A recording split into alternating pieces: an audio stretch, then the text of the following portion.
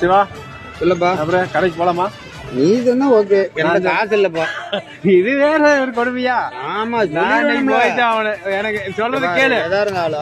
அவன் வேற கல்யாணத்து வேற நம்மளுக்கு வந்து பொண்ணே கிடைக்கலன்னு தெலுங்கு பார்ட்டி ஒண்ணு கட்டி வச்சிட்டாங்களா. அவன் எவ்வளவு கோவம் வந்து சண்டை போடுறதா இருந்தா டேப் நல்லா ஆன் பண்ணிவிட்டு நல்லா குத்து சாங்ஸ போட்டு விட்டு சண்டைக்கு வருவா. எங்க அப்பா இருந்துட்டு அட மருமகம் இங்க தேடினா கூட இப்படி கிடைச்சிருக்காது, நல்லா ஆட்டம் போடுறாங்க அப்படின்னு அப்படி கூப்பிட்டு பெருசு ஒரு காட்டி விட்டேன். அவன் என்னப்ப போட்டு டான்ஸ் ஆடுன்னு நினைச்சிட்டு இருக்கிறீங்க? அவன் எனக்கு இன்னொருத்துக்கு என்னமோ சம்பந்தம் இருக்குன்னு சொல்லிட்டு அவன் நகை முன்னாடி குடிச்சிட்டு இருக்கிறான். அதை காண்டுக்காம மருமகம் நல்லா டான்ஸ் ஆடுறாராமா. இருக்கிட்டு ஏதோ இப்படியாவது நினைச்சிட்டு இருக்கு. நானும் அந்த சந்தோஷத்துல கம்மன் விட்டுறது.